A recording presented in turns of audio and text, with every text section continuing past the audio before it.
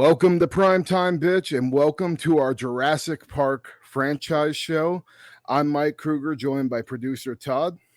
Good evening. And tonight we spared no expense at bringing you an awesome franchise show. We got a ton to talk about, but at the top of this show, we're going to talk about the newest Jurassic World movie, Jurassic World Dominion, which was just released in theaters this week. So we'll get into that first, and then later on we'll talk about a bunch of different topics when it comes to the whole Jurassic Park franchise, our ranking, some of our favorite kills. I got a lot to talk about when it comes to merchandise and toys and stuff, so it's going to be a fun night, and a little bit different than our other franchise shows, which is kind of cool too. So, getting right into Jurassic World Dominion. And directed by Colin Trevorrow, who directed the first Jurassic World movie. And in this one, 4 years after the destruction of Isla Nublar, dinosaurs now live and hunt alongside humans all over the world. This fragile balance will reshape the future and determine once and for all whether human beings are to remain the apex predators on the planet they now share with the history's most fearsome creatures in a new era. So, going into this movie, everybody knows it's been marketed as the last Jurassic World movie, at least for a while. I don't think, Jurassic Park is ever going to be fully dead. It's going to be like one of those things like Godzilla. You can't ever fucking kill, this franchise.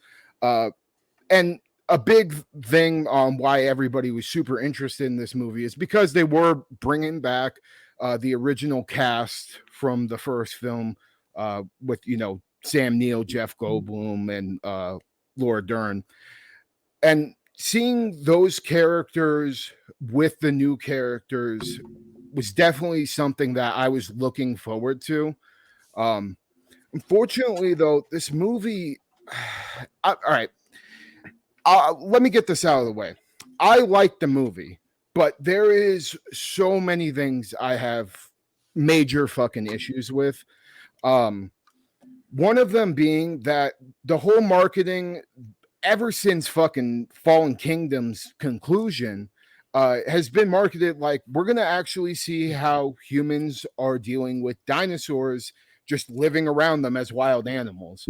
And that was really like what I was super interested in seeing in this film. And they really don't touch it strongly apart on that part of the story. Like it more focuses on this company and how they're manipulating dinosaur stuff into the farming industry, and like how they're manipulating and monopolizing this fucking certain thing to cause other farming industries to lose money and them to make it all, basically. And like, to take that stance, I mean, I understand the subtext and the social commentary of it, because that is something that happens, every day, but it's way less interesting than figuring out how people are just going to deal with dinosaurs, roaming the fucking forest like grizzly bears and shit like that. And that was really, really, really disappointing to me that they focused on this other subplot rather than that. And the marketing too, like the trailers and a bunch of stuff just like didn't have these certain scenes that I was really looking forward to seeing play out. One thing I'll also say is like the epilogue that got released on YouTube a few months back, really, I felt like kind of should have been the movie. I figured it wouldn't have been, but if you don't watch that epilogue, the whole Rex and Giganotosaurus, which is the big bad dinosaur in this movie, the major dinosaur villain, their whole feud kind of doesn't really make any sense in the movie if you hadn't watched that epilogue. Todd, did you watch it before? I watched it forever ago, but I didn't even connect it when you brought it up.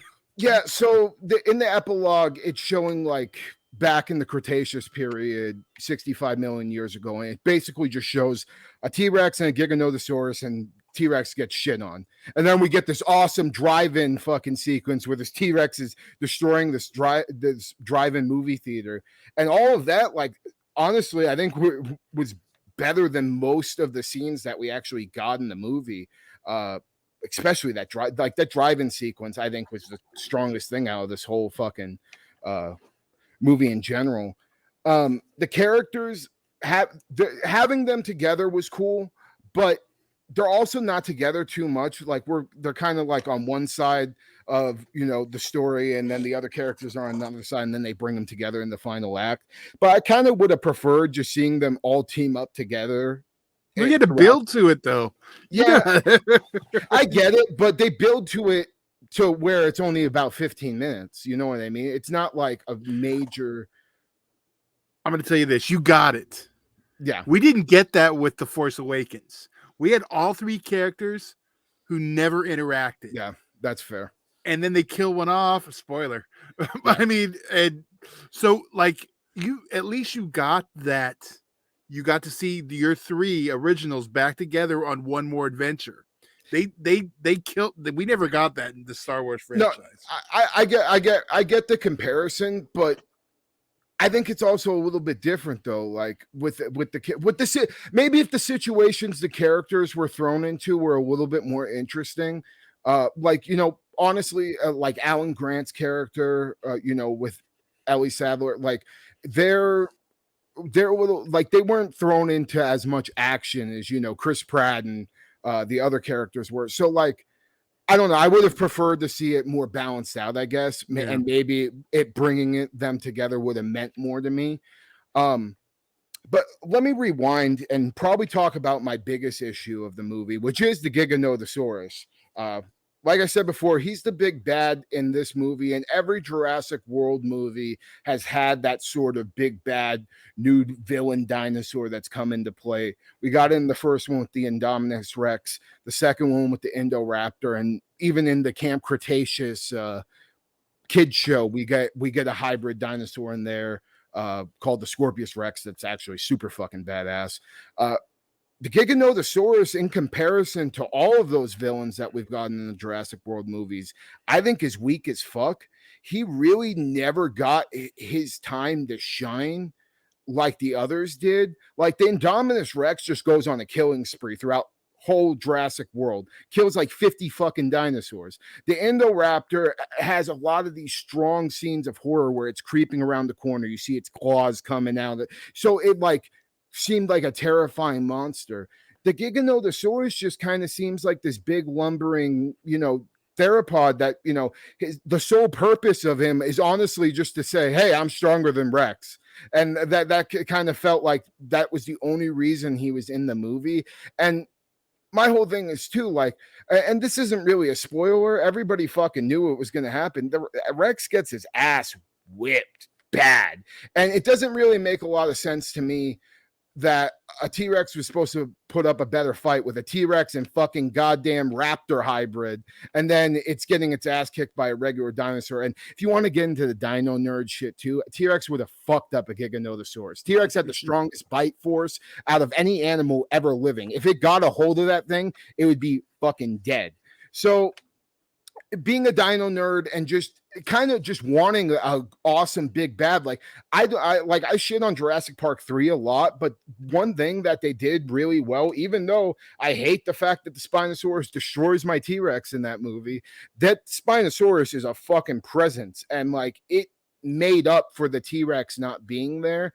And I don't think the Giganotosaurus did that, especially when the movie is so T-Rex light. You know, Rexy really only comes into play a few times and then majorly in the end. But everything we got with that character, that dinosaur character, was disappointing. But I'll say all the other dinosaurs that we got to see, I was really thrilled with. The whole Dimetrodon sequence where they're in the amber mines, I thought that was great. The airplane sequence, as ridiculous as it was, and it was giving me some Shadow in the Cloud vibes at certain times. Even that, like, that was a nice little homage to the land that time forgot. And like the dinosaur action that is in this is really good. I think just minus the Giganotosaurus scenes were nothing special. And really the only thing special about that character with any scene is one of the scenes at the very end, which we will talk about in the franchise portion of this later. but overall, like, I have just a lot to critique about it, but overall, I still had a good time. I do think it's one of the weakest Jurassic Park movies, though, that we've gotten, especially just watching every single one back to back to back to back to back. By the end, this series seems a little tired out. I'm actually kind of glad it's going to rest for a little bit, because I don't want, like, I think where I'm at the tolerance of ridiculousness in these movies, as stupid as that sounds, with a fucking, Jurassic Park dinosaur fucking movie, and they've always been ridiculous to a certain extent. I think this movie felt like, I think Ben Grimm said it felt almost like Fast and the Furious with dinosaurs. I was gonna say, it's from the same studio as Fast and the Furious. That's perfect. Yeah, and for some people that's going to be great, but for me, Jurassic Park, I've always liked when it focused on more the horror aspects of things, and survival. And I think they're taking a little too much of the story with these subplots that really, in the end, I don't think anybody really cares about these subplots as much as, maybe the writers would like to think that we do. Like, the whole thing with, I forgot what the fucking kid's name is, but the clone kid from Fallen Kingdom, Right. like that whole thing, just, it doesn't really do anything for me. And they do dive into that even more so in this story. And that was actually a problem I had with Fallen Kingdom too. I just thought, well, what's the point of doing this silly shit?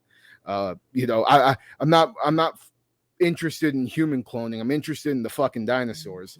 But I think as a popcorn movie, it's a lot of fun. And, for the sure fact that the original cast is brought back, and we get, fucking Ian, Malcolm, and, Sam Neill's character and Ellie Satt, like, we get them all together one last time. That alone makes this worth watching for me.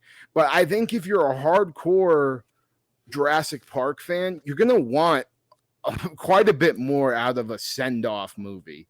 And in the end, I think it accomplishes some really good action scenes, but when it comes to the story itself, it's not strong enough for me to be 100% pleased with it. And the one thing I'll say too is, when I rate this movie, I'm going to rate it what I thought when I just got out of the theater. I think when I first got out, I was, I was kind of in a honeymoon phase, and now that I'm sat and thinking about it more, I'm starting to sour maybe myself on the whole experience. So I'm not going to put in that to play with my rating. I'm going to give you my rating when I first came out of the fucking theater, because I haven't seen the movie again. And until I see the movie again and see how I feel watching it a second time, I don't think it's fair to beat the shit out of it with everything I found wrong after the fact. But that's kind of how I feel in the nutshell. It's not perfect, but I think there's enough fun to be had to where you're not going to be completely disappointed.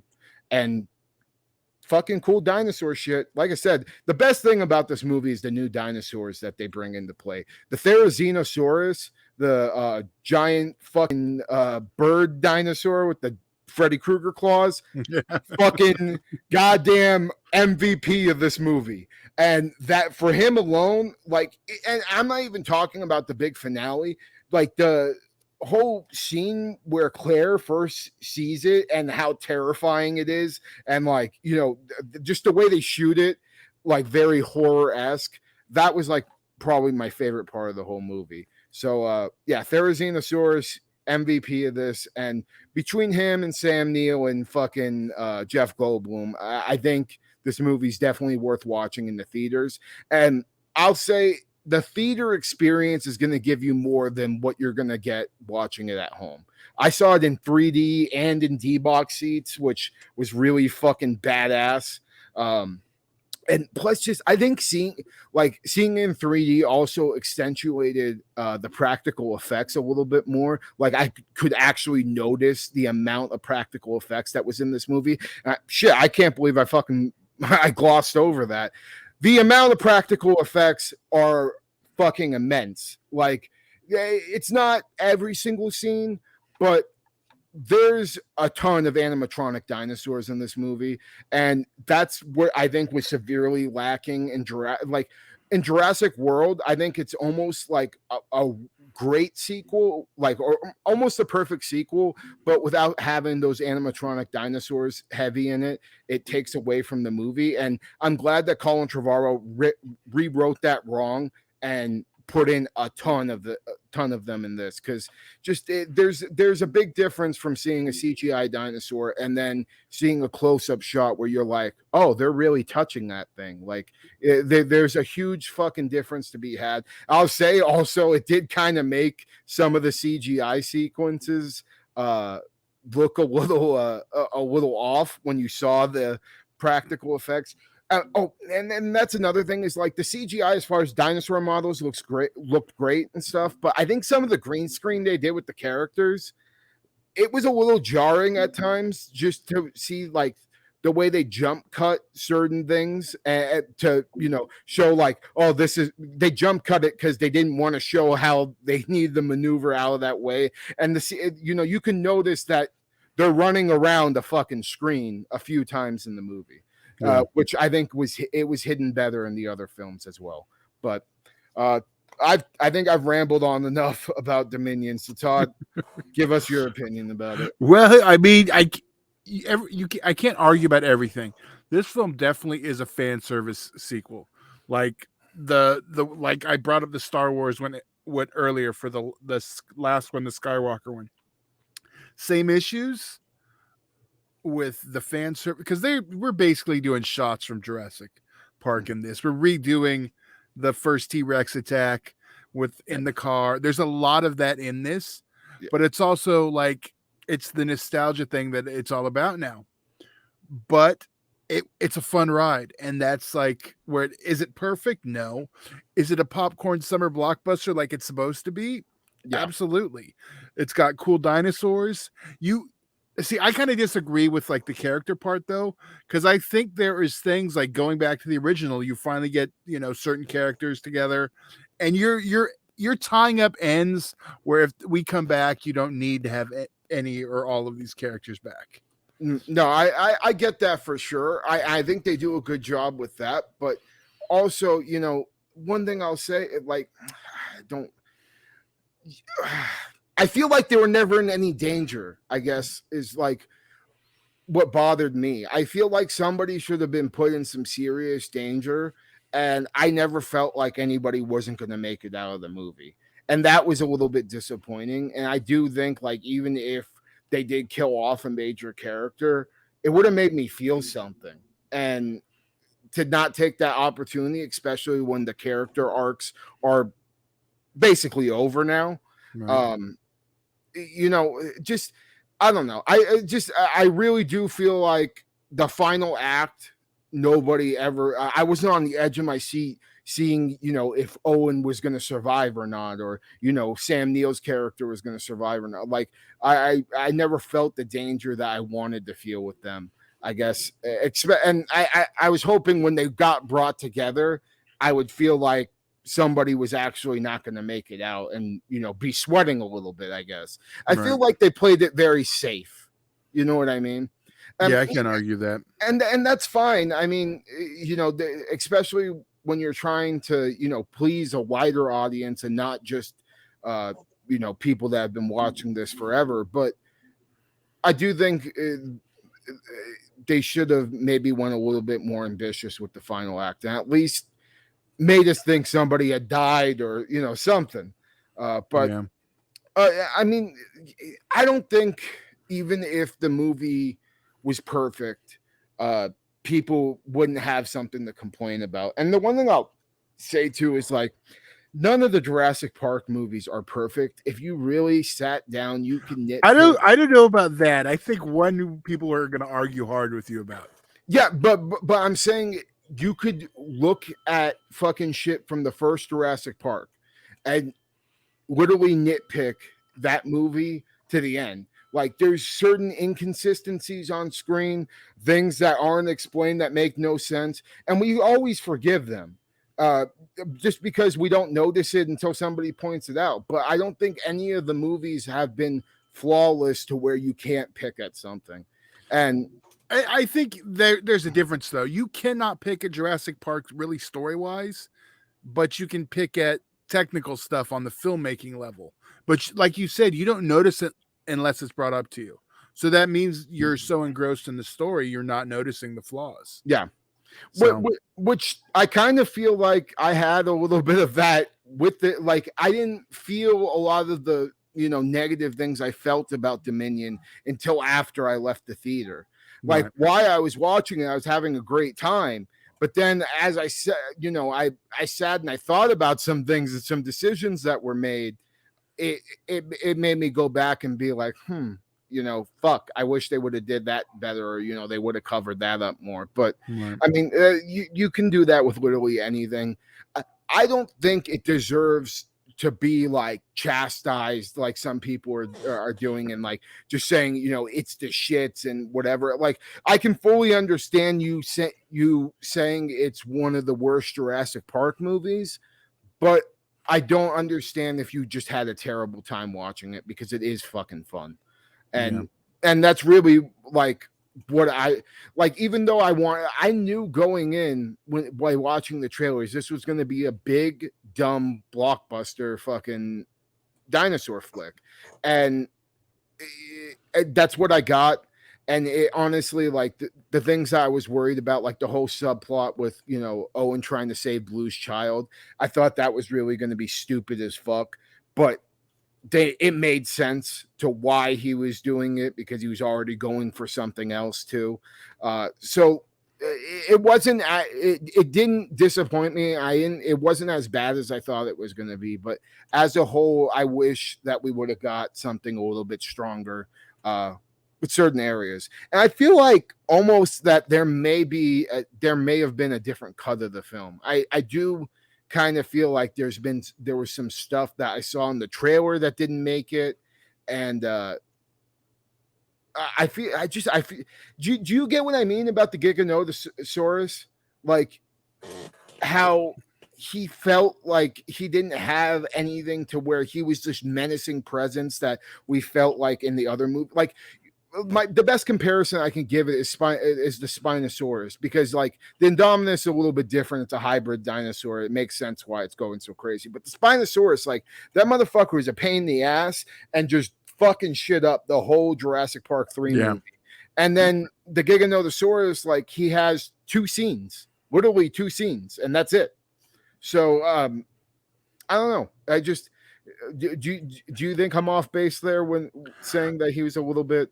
I don't think you're off base, but it honestly, it didn't really jump in my head. Like, I think, you know, you're more disappointed with the lack of dino action and like getting into that. So I think it's going to jump out more to you. It's not even that though. It's just like all these movies have formulated a villain, you know, like a villain dinosaur, along with, you know, these shady characters that are fucking up, you know, stuff on the inside. But I think that's the problem with this franchise, and not to keep going back to Star Wars with their last one. It's not very consistent. It feels like three separate movies. Like they didn't have an arc. They weren't building. I mean, we kind of have in the last two, but and other than that, like we don't have any actual antagonists other than the dinosaurs, because we keep our human enemy changes every movie. Yeah, no, I get what you mean. And also what they did with Dr. Wu's character by the end of this, I wasn't really big on that, especially considering he's, you know, basically the major villain in the last couple of movies, and he's the sole villain in the Camp Cretaceous Kids show.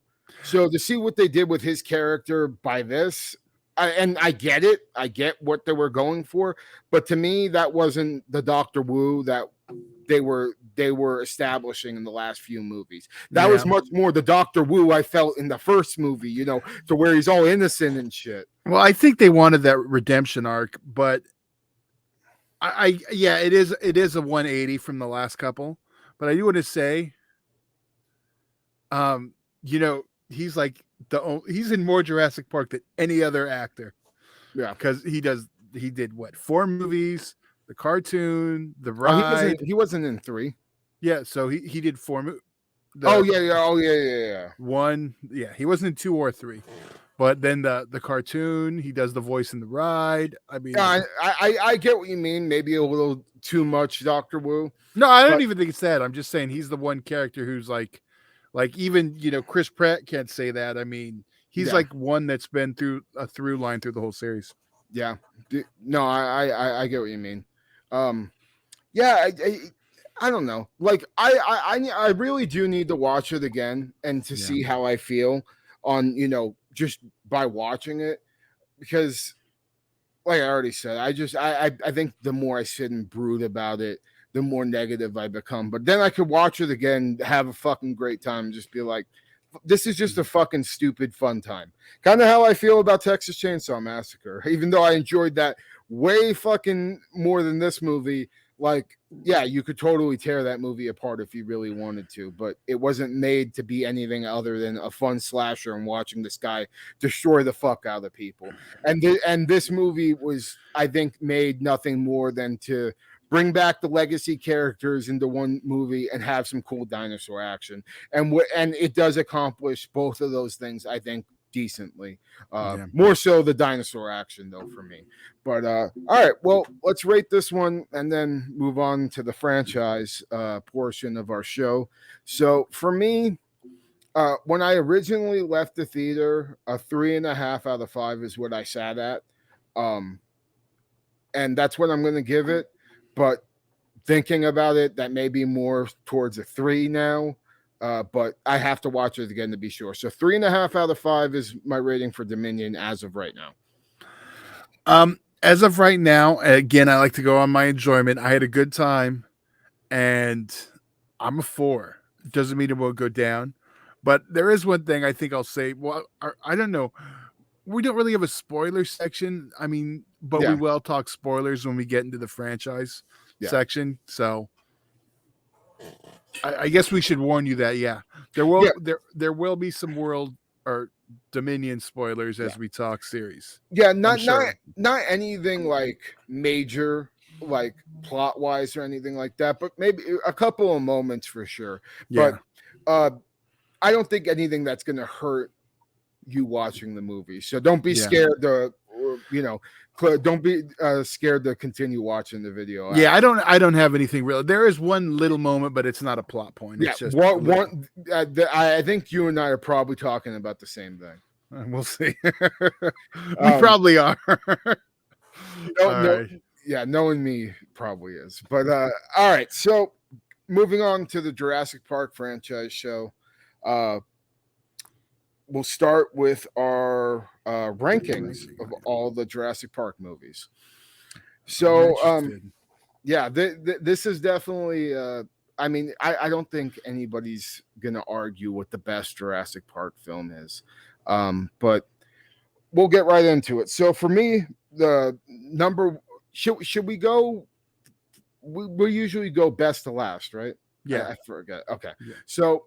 The best Jurassic Park movie for me is the original, but it's like one of those things with Alien and Aliens. I love The Lost World, like mainly because that was the Jurassic Park movie I grew up on. All the toys and stuff like that was when I was growing up, and the first movie I didn't, I wasn't around, so I didn't get the same experience I did with The Lost World.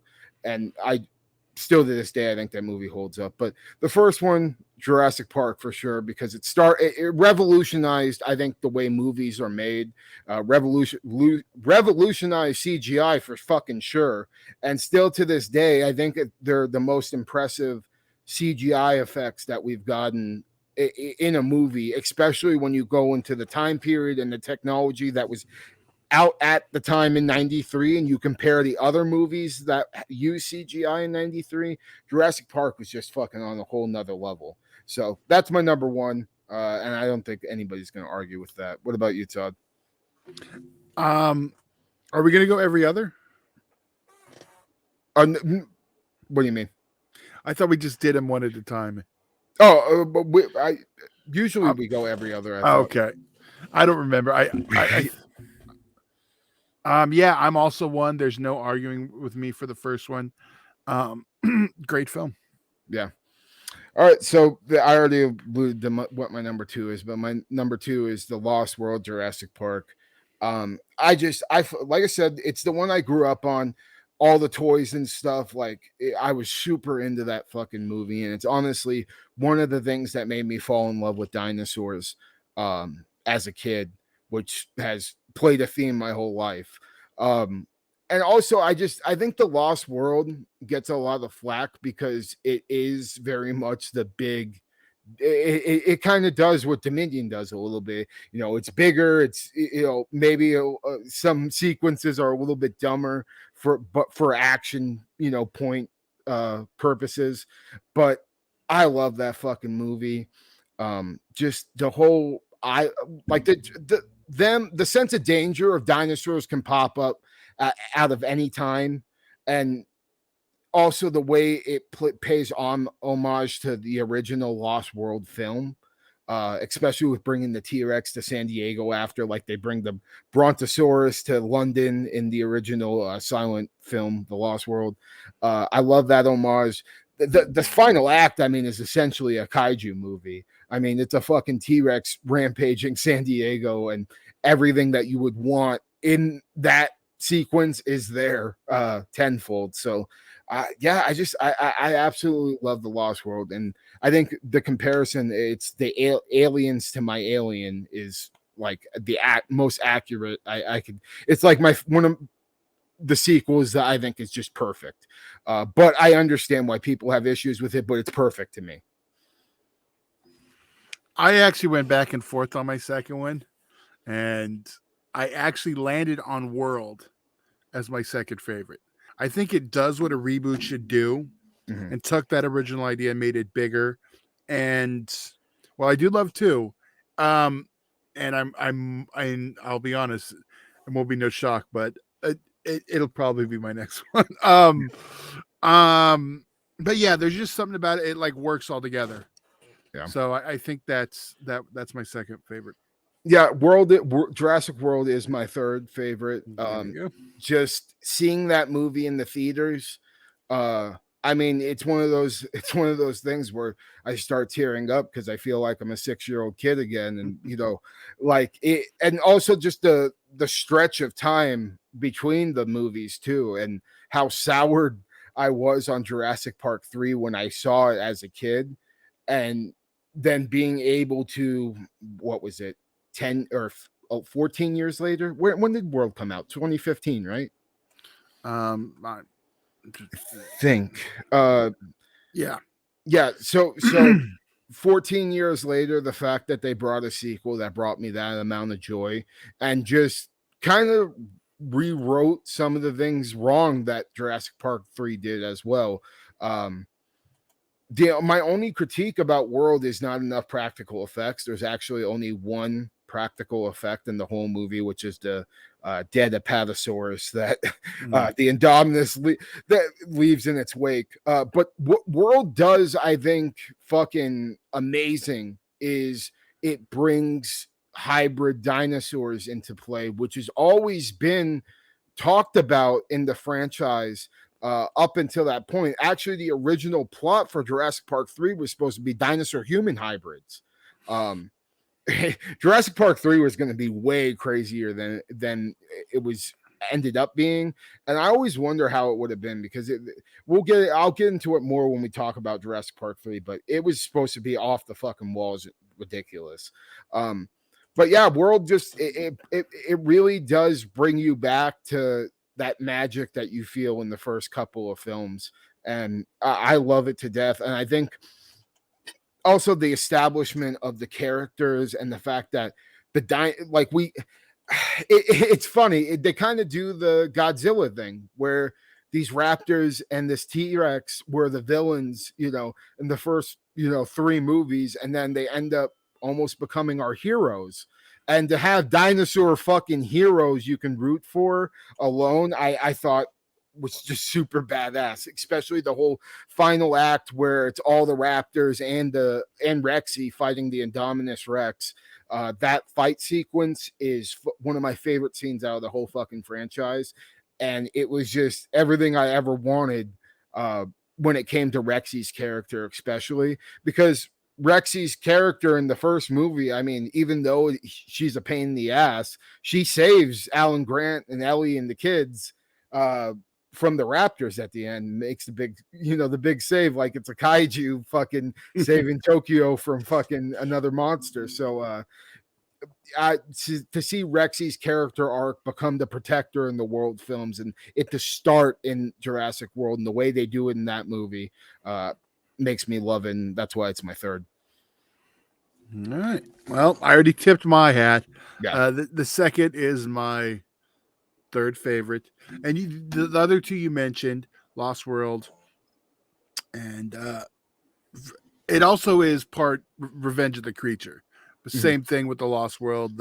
He gets out of his theme park and then is out, and I've heard that one mentioned like specifically by Spielberg, but it's like you get them out in the real world, so it is like it's just fun. I mean, like one thing I'll also say, you get a little bit of Gorgo in there too, which I've never heard anybody compare the Lost World to Gorgo, but the whole thing with the Rex trying to find its kid and the whole protecting angle of that. The other thing that's cool about that fucking movie that I didn't realize until recently is it takes a lot of scientific finds during that time period and implements them into the story with the T-Rex and the parenting angle. Because at the time, scientists thought that dinosaurs just left their young like reptiles and just left them to fend for themselves. And T-Rex specifically was the one dinosaur that they're like, yeah,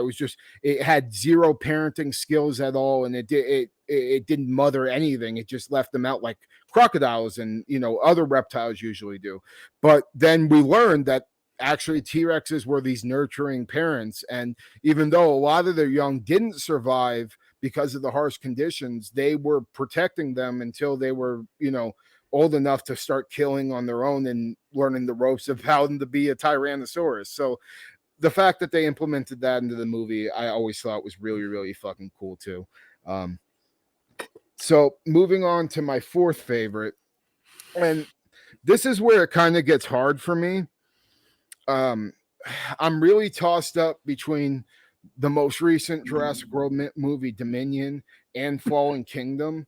Fallen Kingdom, I think, does some things better than Dominion does, but as a whole, I feel like Dominion is a little bit more entertaining than Fallen Kingdom is.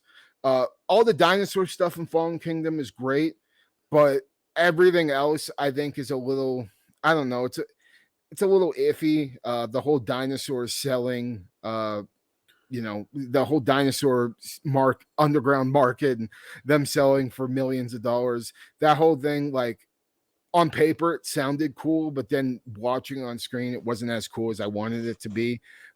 Especially when you kind of just want the Rex to come in and just fuck up all these businessmen and all these crooks buying these dinosaurs illegally. And we never really got that. So I'm going to give the edge to my fourth favorite with Dominion for now, but that may change with future viewings. That's me saying just one viewing off of Dominion. But yeah, fourth favorite, I think, for that one. I'm actually exactly the same for the exact same reasons you mentioned.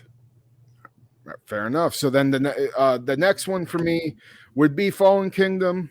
I think what Fallen Kingdom does the best is the horror stuff with the Indoraptor.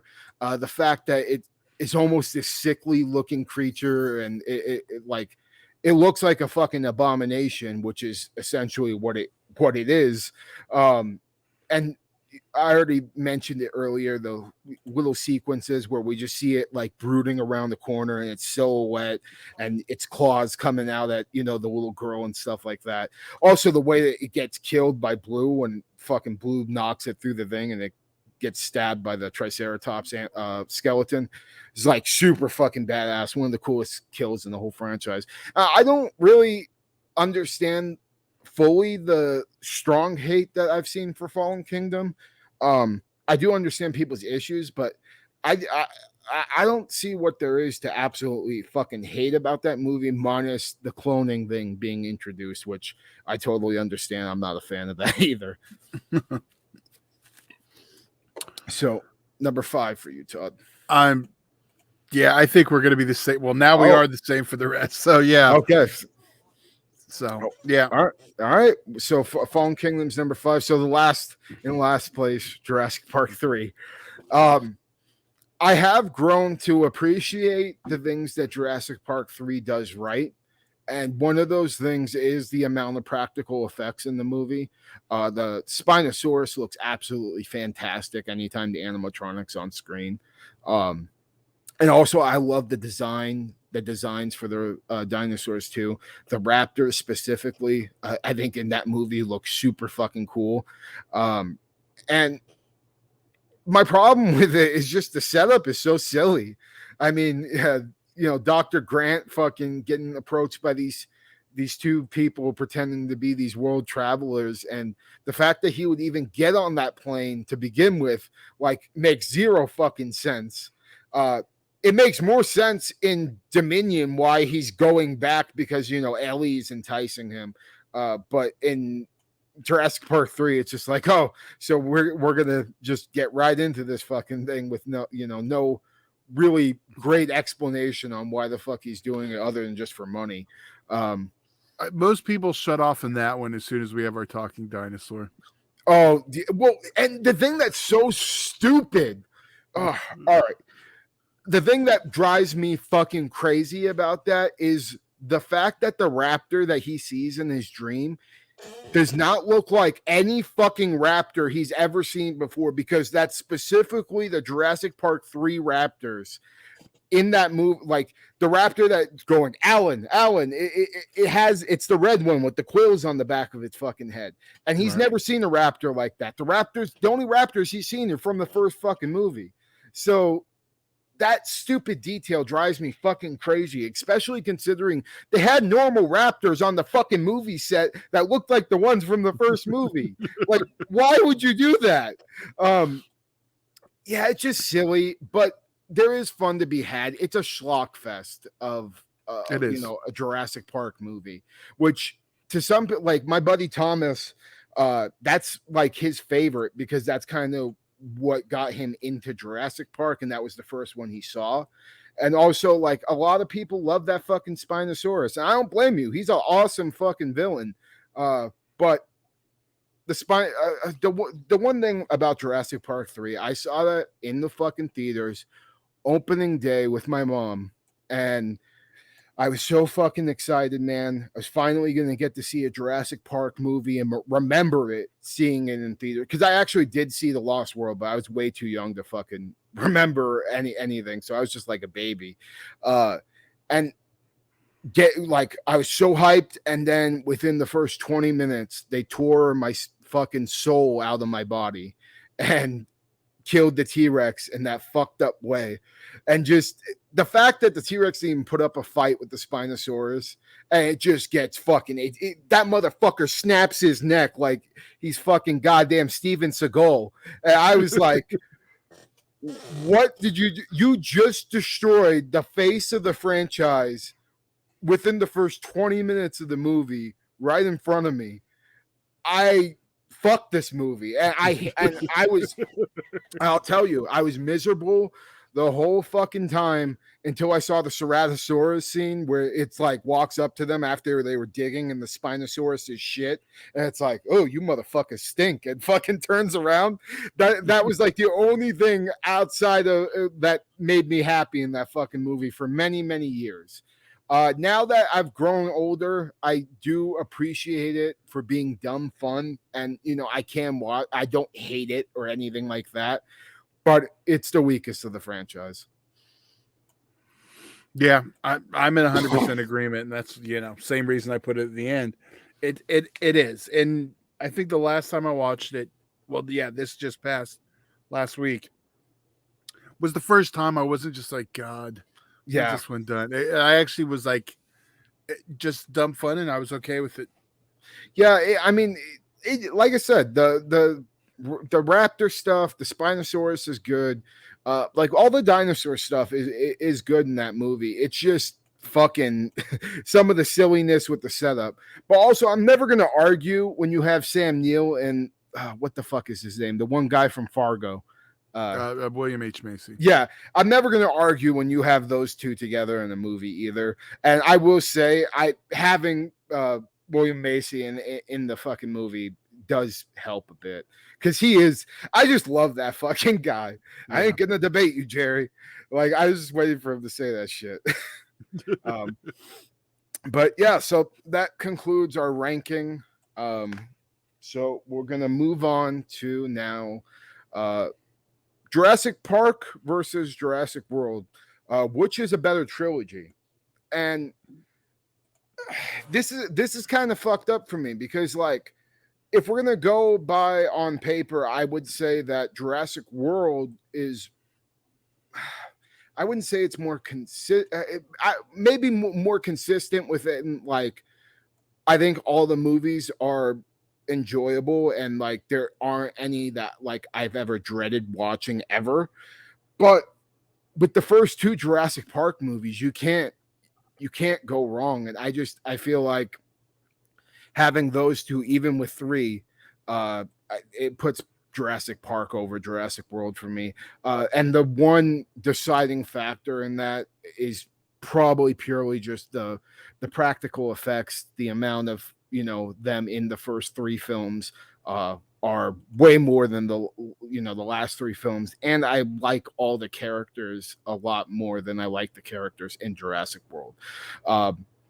Like even Jurassic Park 3, like I said, Sam Neill with William Macy, like those characters make the movie somewhat enjoyable. And same with Vince Vaughn and fucking Jeff Goldblum and his redhead girlfriend and his daughter. Like I love those characters in Lost World, and I prefer all of those over Owen and Claire and all the new characters that we got in World.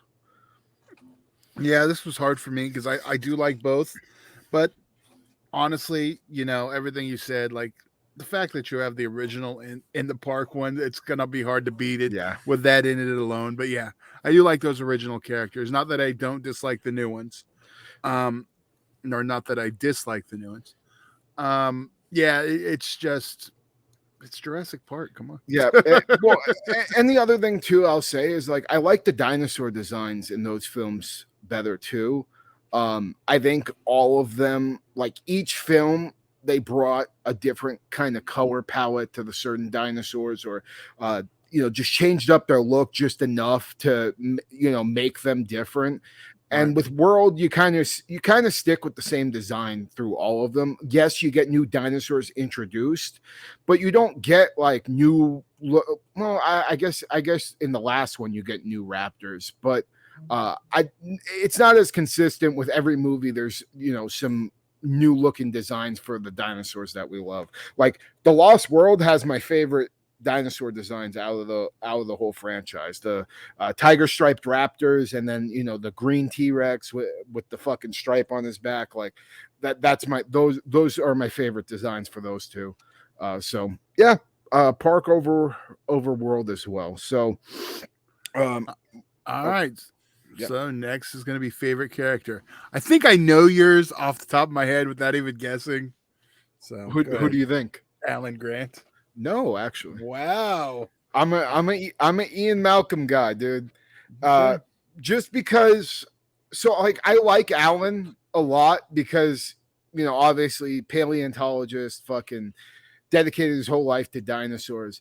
But Jeff Goldblum's character, and just the fact that he's right within the first 15 minutes of the fucking movie, and they take that ball and basically run with it throughout the whole franchise, that like he literally is right about fucking everything and nobody listens to him at all. I love him. Plus Jeff Goldblum, just as an actor, I mean, Jurassic Park's one of my favorite movies of all time. The Fly is also one of my favorite movies of all time. So like, Jeff Goldblum is just more of a presence, even though I love Sam Neill, and Sam Neill's, he's fucking in my my second favorite Carpenter movie of all time. Had a pause. He's, in Jurassic Park, Event Horizon. I know you're not big on that one, but I think he's great in that. Possession. I haven't seen Possession. I need to. I know I'd love it. I need to check it out. But if I was going to pick a second, it would be Alan Grant for sure. All right. Well, since I guessed on yours incorrectly, what do you think mine is?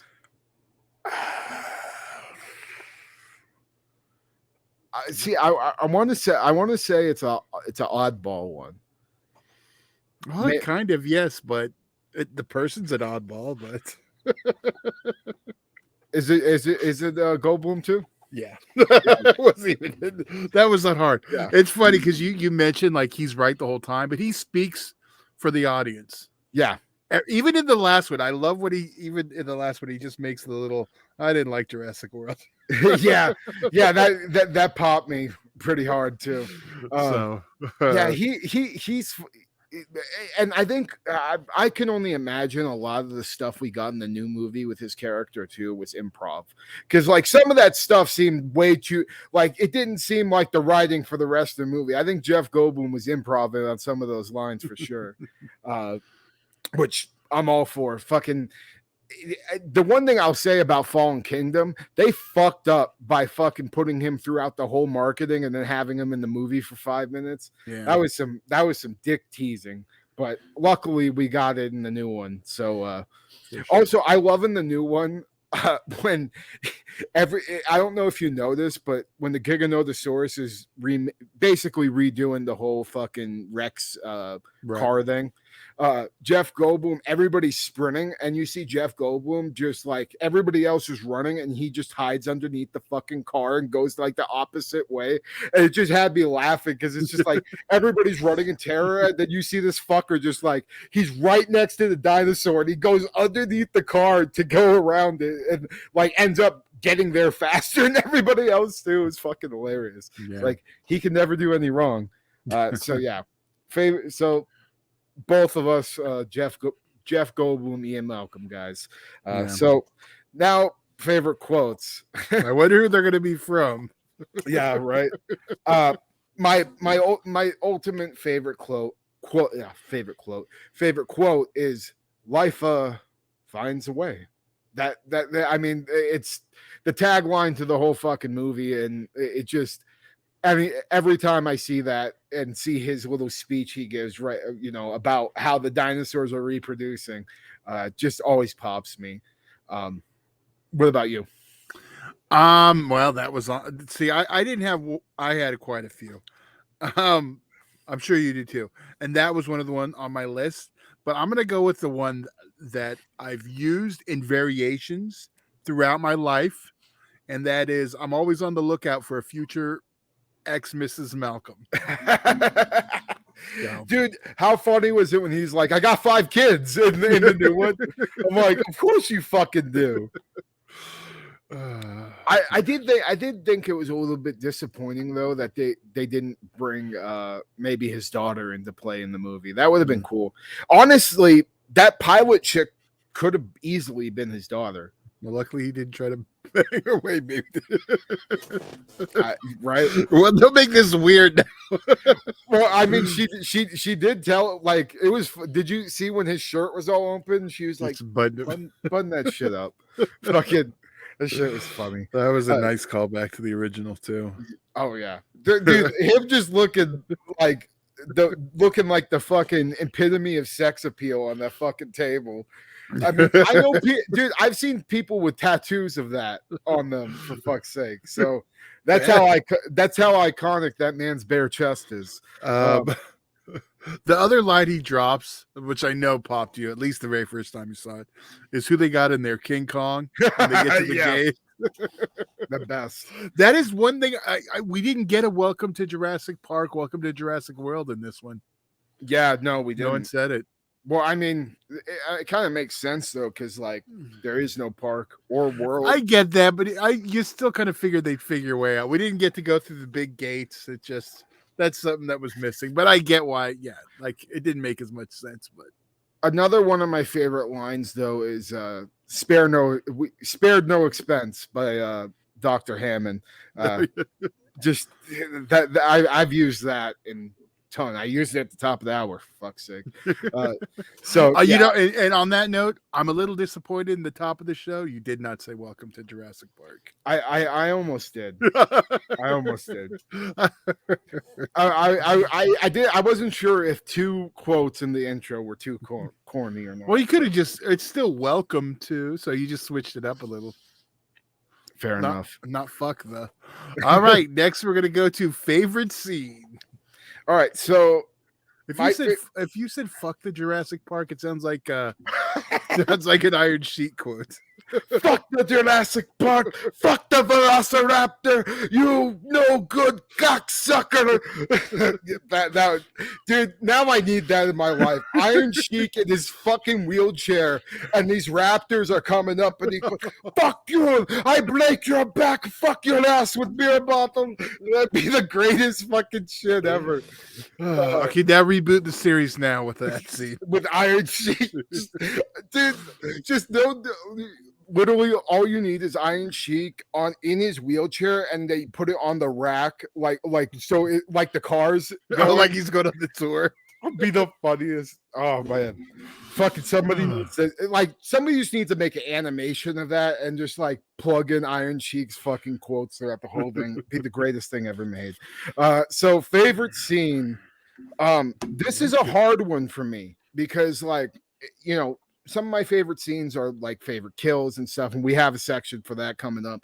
So I think probably the greatest scene out of all of Jurassic Park, though, and world movies, is the ending of Jurassic Park where the T-Rex comes in and just destroys these fucking velociraptors, grabs them, chucks them into the fucking skeleton, just total fucking mayhem, and he comes in and saves the day. And then the fucking banner when dinosaurs ruled the earth fucking comes down. And first off, when dinosaurs ruled the earth, the movie is literally like one of the greatest dinosaur films of all fucking time. So and I heard that Spielberg specifically put that in there because he loves that movie. I'm sure. And I love that as the homage, and just the shot of Rex just roaring. I mean, it's been fucking it's been mimicked, and it's also been marketed on like every fucking type of statue you would ever want. I remember there was a set of Jurassic Park at one point where you got a statue of it, and it had the banner, falling down with the T-Rex roaring with its mouth open. So yeah, that's my favorite scene out of the whole franchise. But and that's one that, like, it's kind of like in the old Superman franchise. There was a tag on every one where you'd see him flying away, doing his little thing.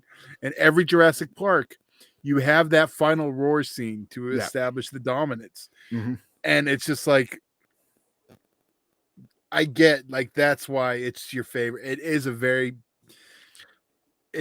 big, deal. I mean, it is.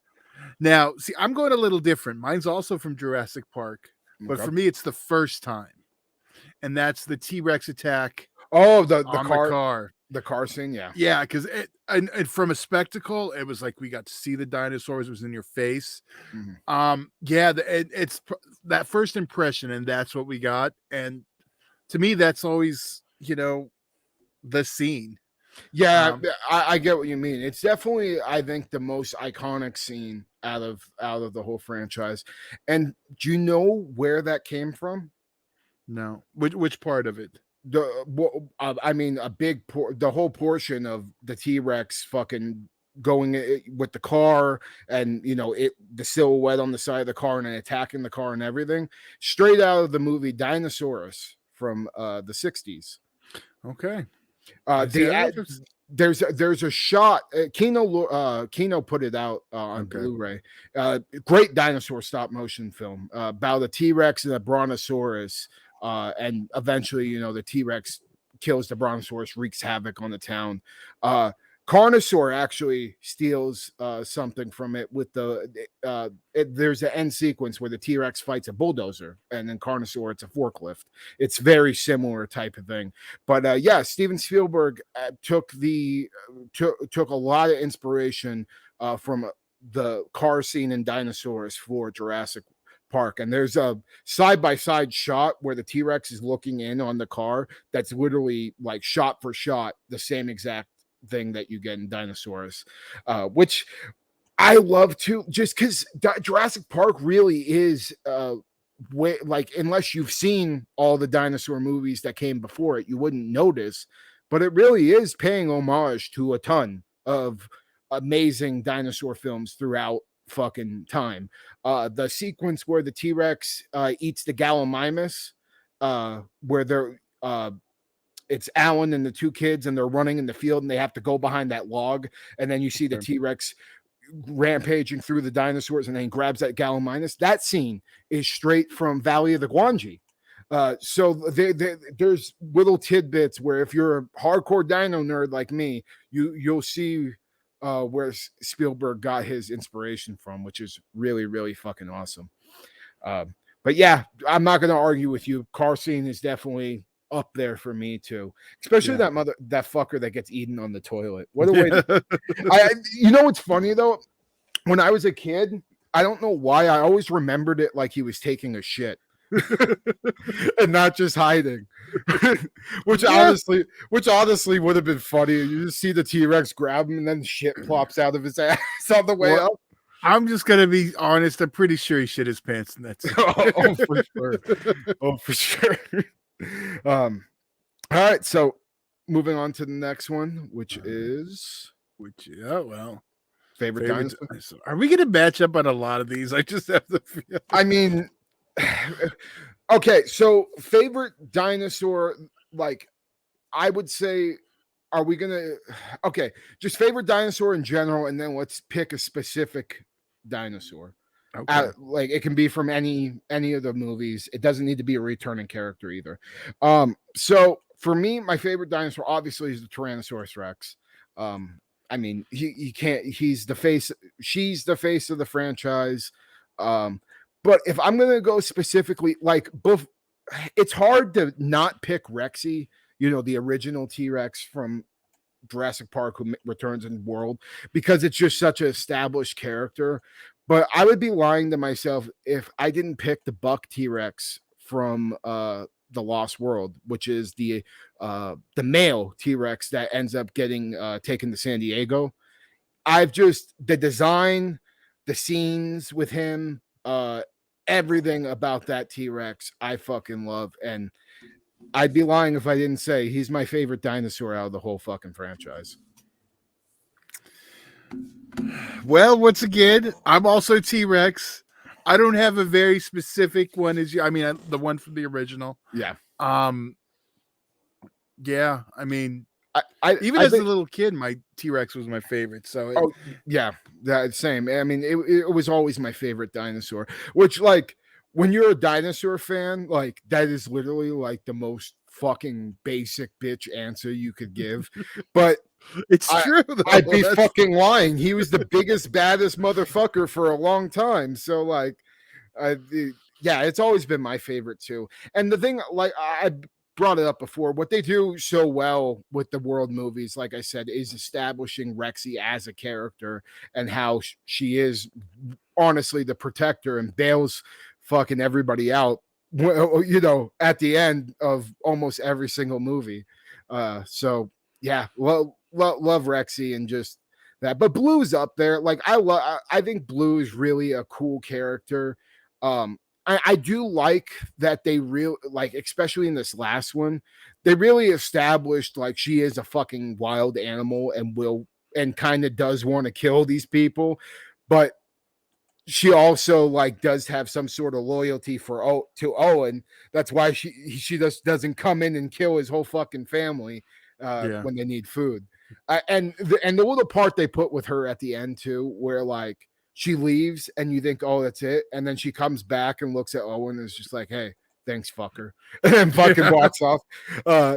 that was a cute little scene. I'll say like the relationship between Owen and Blue is definitely like, I know a lot of people hate it and they think it's stupid as fuck, especially when the Raptors have been, these villains throughout the whole franchise. But I think anytime you get a dinosaur hero in the story, it can be definitely a cool thing. The same way it is with Godzilla, you know what I mean? Yeah. Like trust me, I prefer Godzilla being this hulking monstrosity that destroys fucking Tokyo and, is just radioactive tragedy. But at the same time, I'm not going to fucking argue that I don't love watching Godzilla come in and save the day and rooting for him either.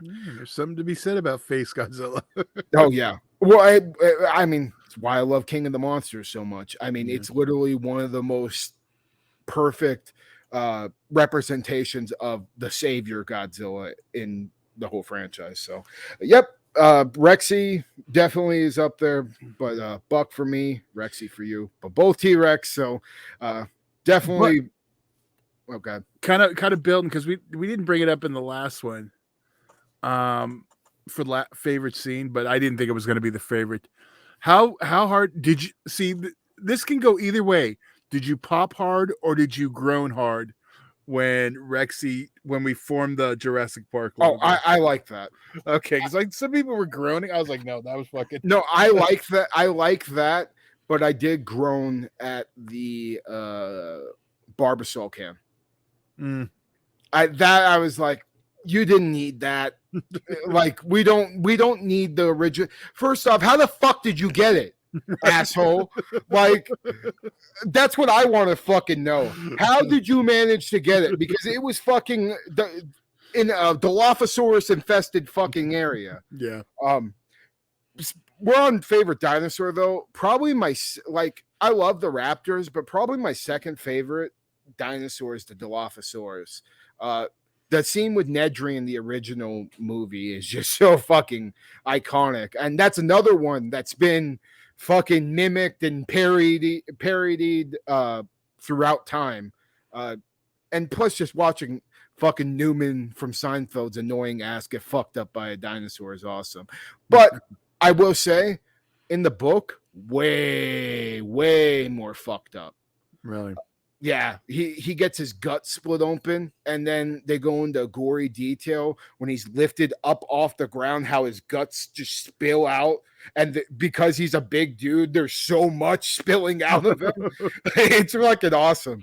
And I'll get into that later, but if somebody ever adapted the way the original Jurassic Park novel was, it would be so fucking scary and so fucking awesome.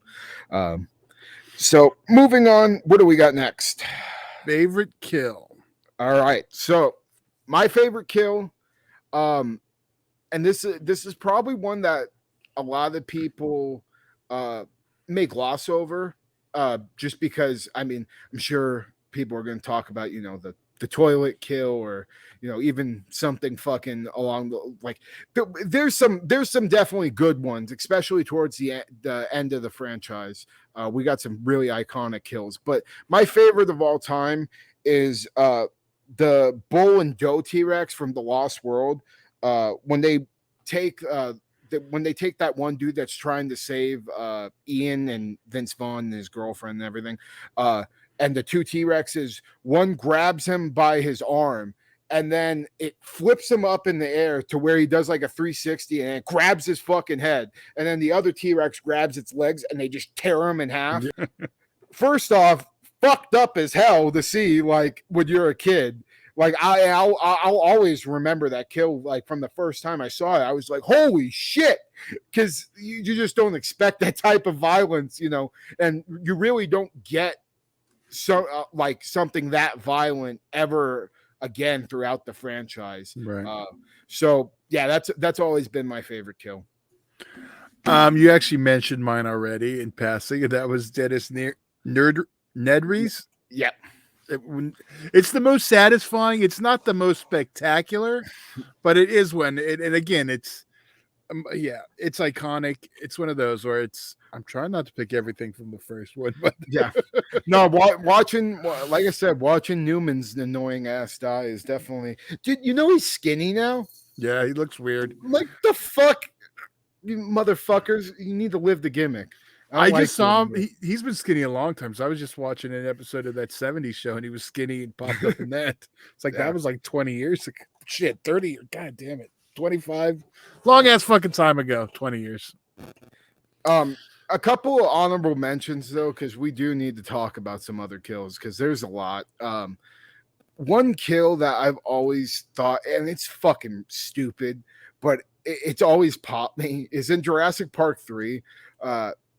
One of the mercenary guys, this raptor fucking just goes up and grabs him by his head and fucking snaps his neck. And it's like silly to see a raptor grab this dude by, its mouth and just fucking snap its neck around. But yeah, I've always popped for that.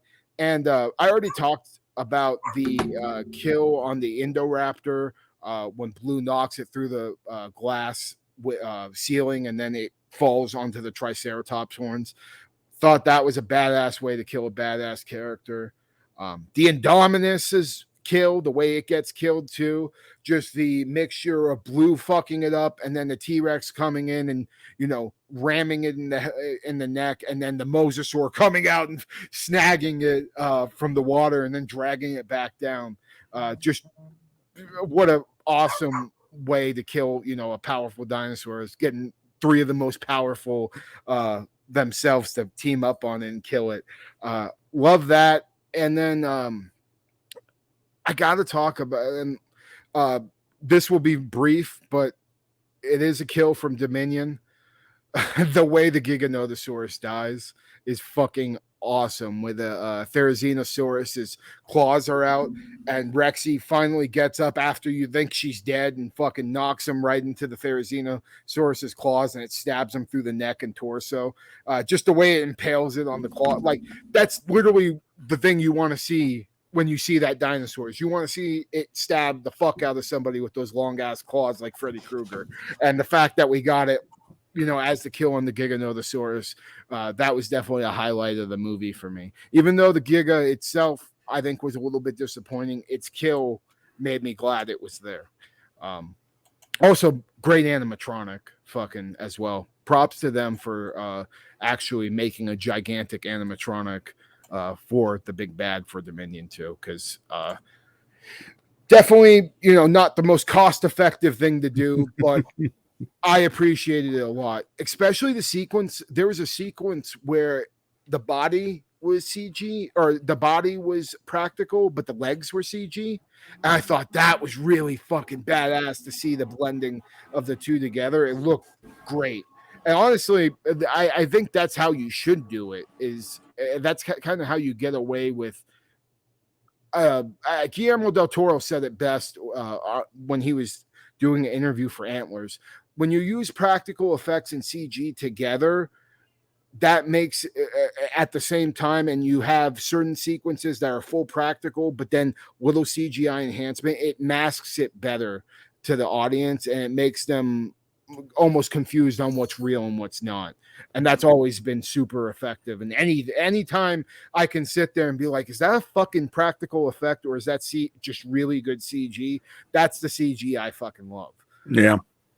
So other than favorite kill, what do we got next? All right. Favorite merchandise. Yeah, so favorite merchandise. We'll also be talking about just some memories, and it kind of all falls together with my memories of the film. But so merchandise wise, Jurassic Park has always been a big deal to me, because growing up, I grew up on the Kenner Lost World toy line, and also the Mattel Jurassic Park 3 toy line was really big for me too. But specifically, the Kenner Jurassic Park toys are some of the greatest toys, I think, of all time. I didn't have so much of the ones from the first film. I had a couple. But by the Lost World, you got these amazing play sets, so many different dinosaurs that weren't even in the movie, which was really fucking cool as a dinosaur fan to be able to get all these toys that, you know, it wasn't just raptors and T-Rexes, so you could play out your own Jurassic Park scenarios, you know, when you're playing with your toys as your kid. And just the one thing that was really cool too is they brought in different lines to the Kenner Lost World toy line, which I'll get into now. So Todd, let's pull up the first commercial for. Right. We'll pull up the first one. So we're going to talk about the Lost World toy line first, and that I actually do have one figure from. This is an old school Thrasher Lost World T-Rex from the original Kenner line. He's a little broken. His tail wiring is a little fucked up. But other than that, I've kept this pretty preserved. And this is probably the minus some of my Godzilla like bootleg fucking Imperial toys. This is one of the oldest toys I have, and probably one of the only toys I have from when I was a child. And it's just looking at these toys in comparison to what we get now. I mean, what the fuck? I mean, the paint apps on this thing, the way it's detailed, and then these are the T-Rexes that we get now. It's night and day fucking difference. I mean, the thing that drives me crazy about Jurassic Park toys now is a lot of the times they'll paint the teeth and shit like this, and like you see these individual painted teeth.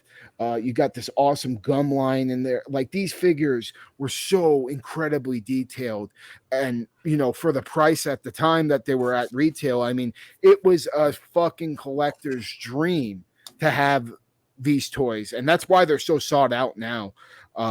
So let's pull up the commercial, show off a little bit of the toy line that I grew up with loving. All right. All right, here we go.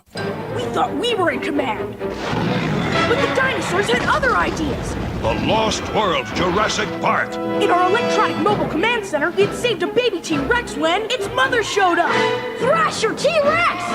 She set off the perimeter alarms, then shredded the cow. Dino damage! But Malcolm fired the crank cannon, and Ludlow slipped the muzzle on. Something has survived. Look for the mark of Jurassic Park figures and vehicles each sold separately.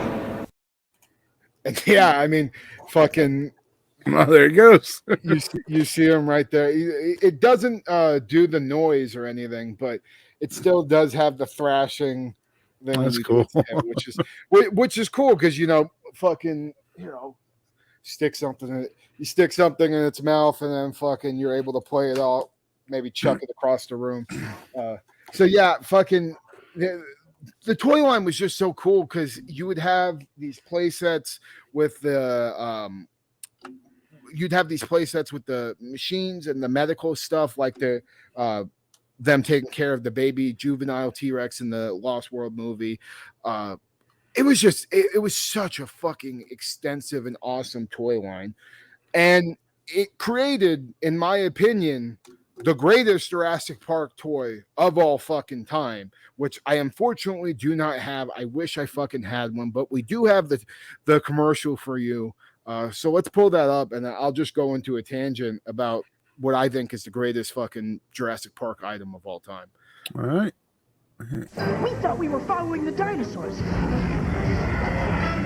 but we ended up making tracks. The Lost World Jurassic Park. We were out to capture a raptor in our net trapper when suddenly a bull T-Rex! His roar shook right through us. Fire! That's when the bull T-Rex got keyed off. Dino damage! Even the survival pod couldn't save us from his bone-crunching jaws. Something has survived. Look for the mark of Jurassic Park figures and vehicles each sold separately.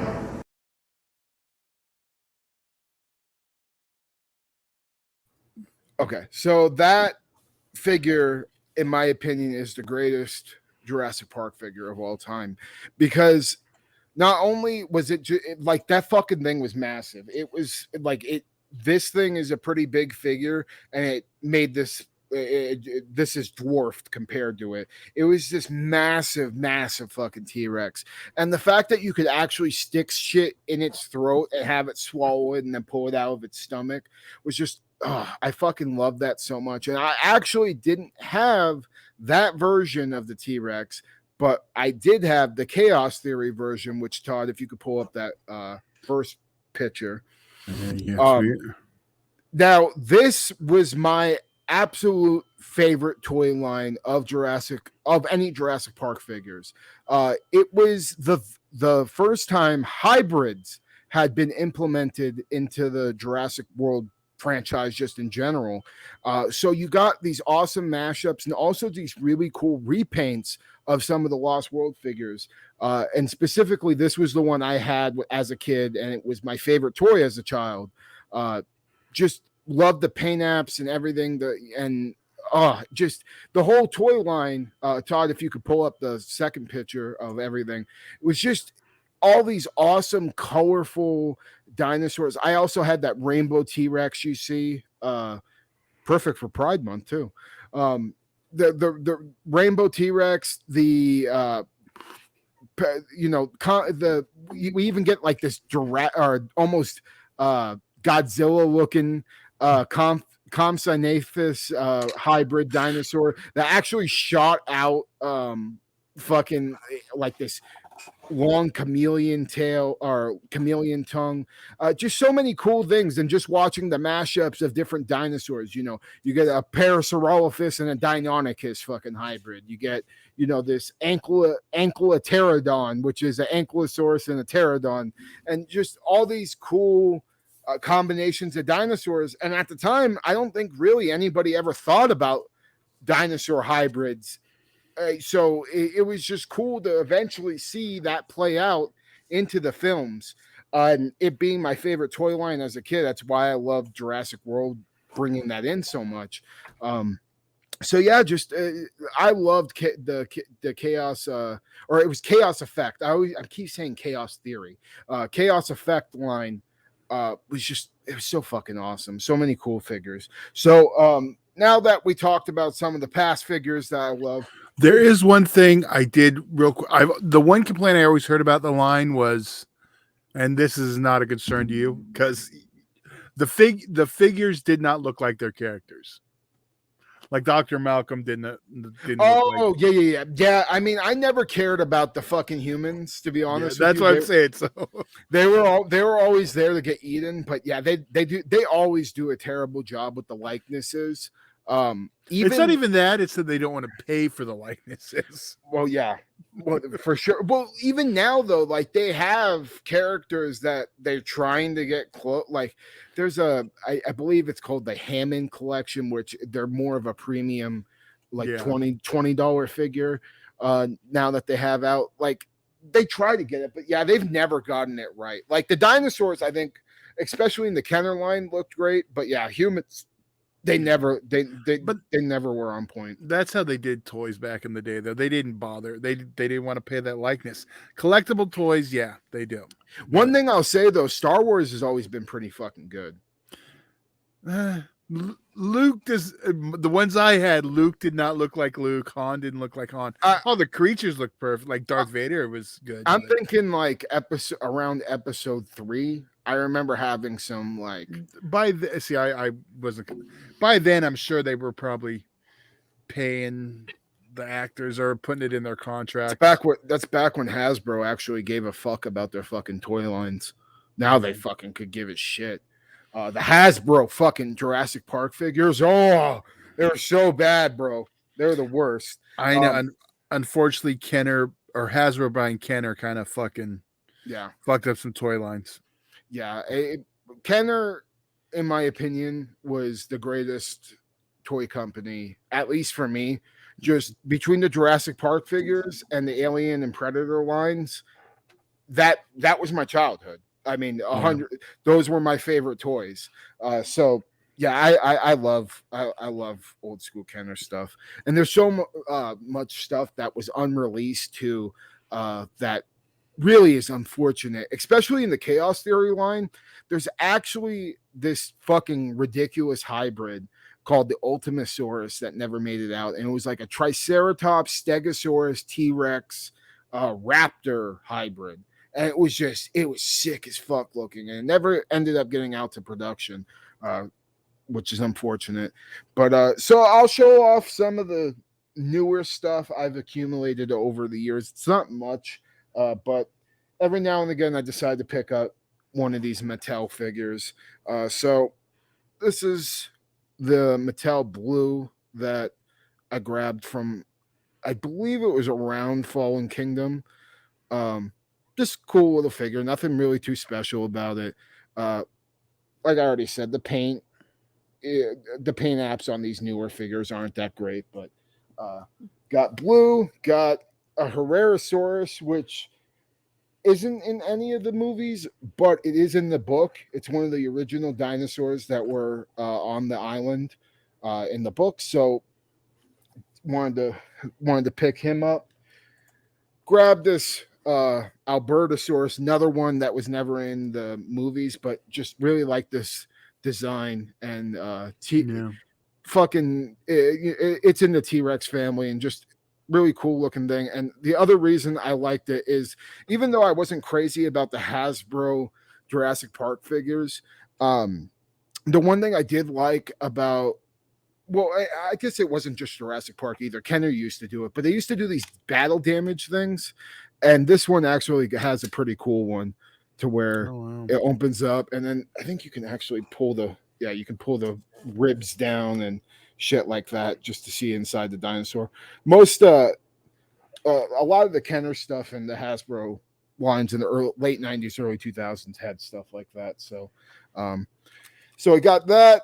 I got this one, which is a Concavinator. It's just a weird fucking dinosaur that I never thought would get a figure, but it was actually one of the dinosaur statues that they had in the Lockwood estate in Fallen Kingdom. When they're in that major room, there's like skeletons and dinosaur displays in the back. This is one of the guys there, which is unfortunate we never got to see him on screen, just because it's such a unique looking. He basically, it looks like he has a fucking volcano on his back. He's just a weird looking dinosaur, but cool one nonetheless. And then the last of these bigger figures is, I had to pick up this one specifically because it is painted after the Bull T-Rex from the Lost World. Not really that accurate of a paint job because the Bull T-Rex had like this orange brownish stripe up its back, but because it's green, I guess they got away with it. Like I said, there's not as much heart and soul put into these like there were in the Kenner line, but it is a cool figure nonetheless. And yeah, just fucking always got to have a fucking T-Rex around. So, and I actually just found that other one fucking recently in storage. So it was nice. Now I have two. And he also came with the little juvenile Rex from the Lost World as well, which is pretty cool. And then, you know, I'll try to run through these as fast as possible. Got some of these mini figures. I don't know what it is, but I've always been really attracted to blind bags and those little, like, just, you don't know what type of dinosaur you're getting in the thing. So, you know, you end up buying fucking 10 of them. So I have like a shitload of these little guys. So I'll just show them off real quick.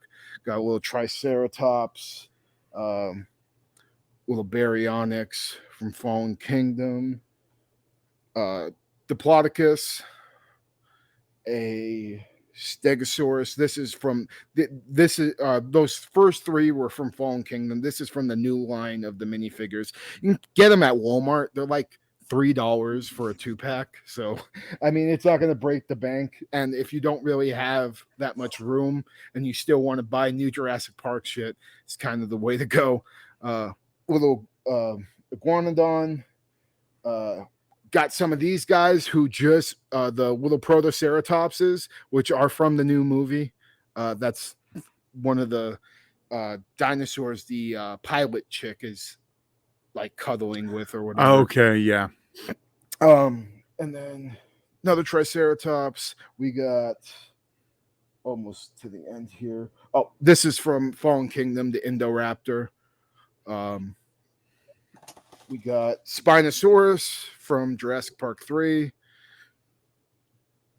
Quetzalcoatlus from Dominion. Couple of small ones. I do really like that they scale everything together though, because like the raptors are scaled to size. That's a Troceraptor from Dominion, and then I also got Blue, and then almost done here.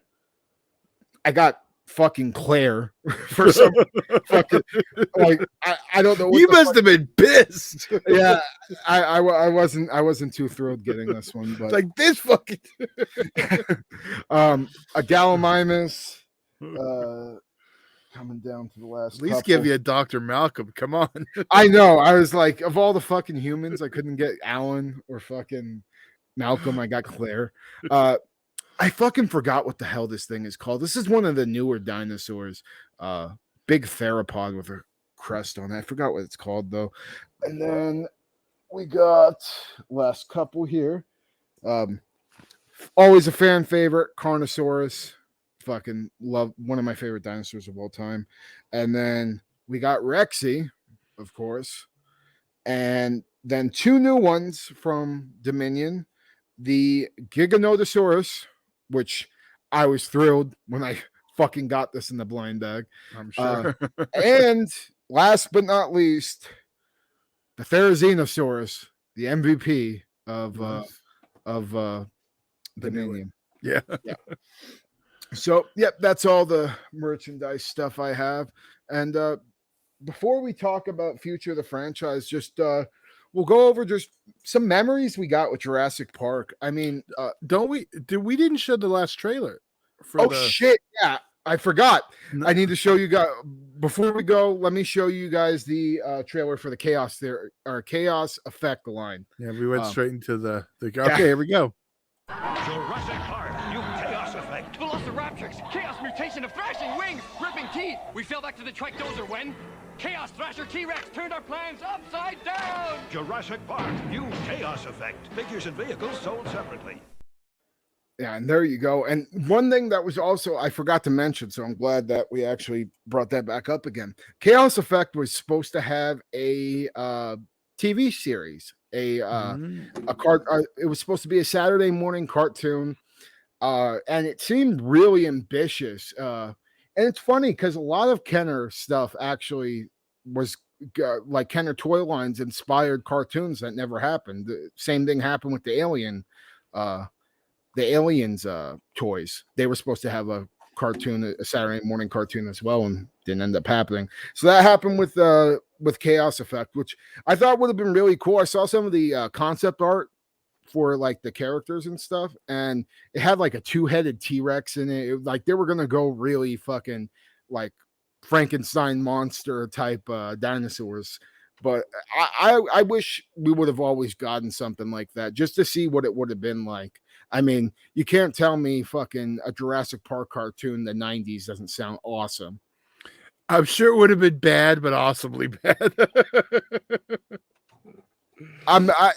Hey man, I grew up on like Dino Riders and fucking shit like that. I mean, all those cartoons aren't great, but they're fucking fun. Oh yeah, no, I'm with you. I was the same way. But yeah, so that's all we got for the merchandise stuff. So now we'll just talk about just some memories that we have with Jurassic Park.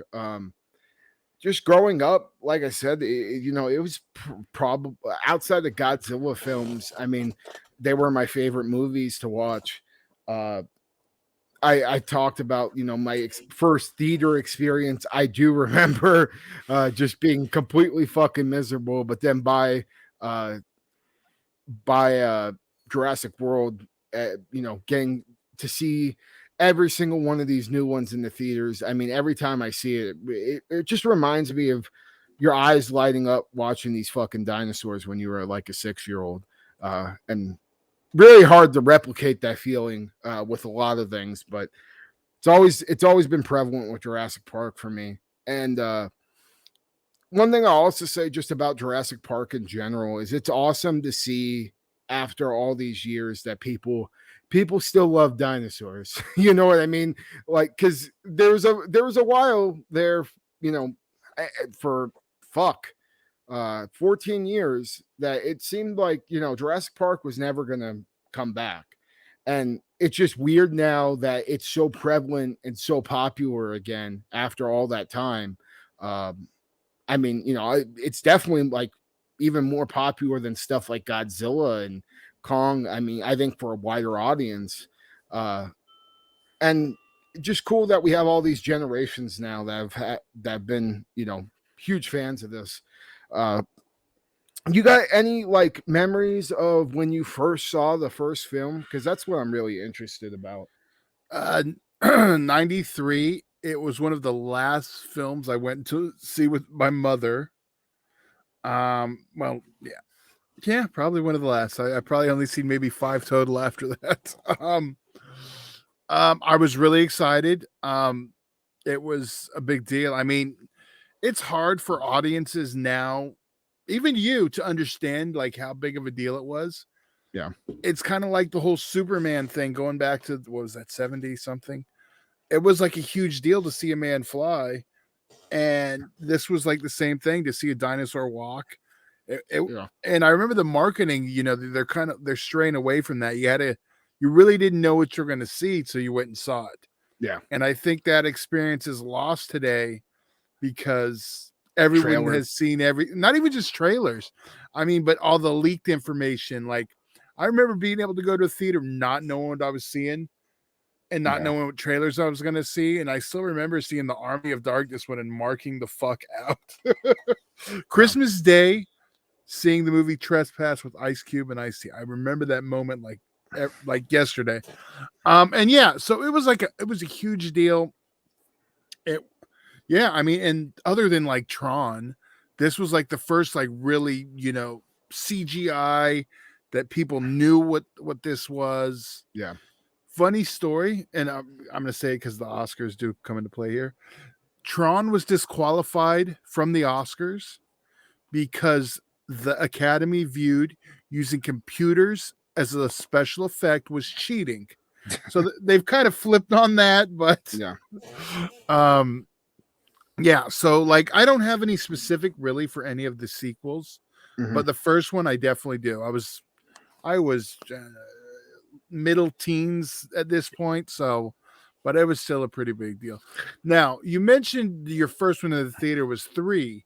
Did you see the 2013 3D re-release of the original?